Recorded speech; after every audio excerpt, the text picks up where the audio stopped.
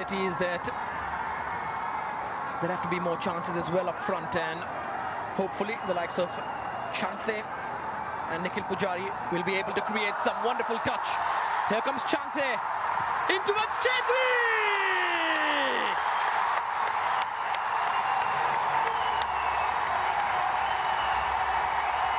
A powerful example of what India can do if they are allowed to express the score sheet.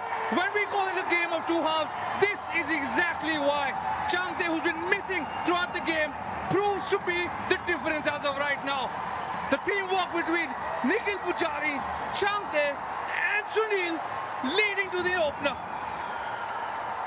Great work there by Chanthe to find Nikhil there, and then through the legs of the defender, Nikhil finds Chanthe again to provide a sitter for Chetri.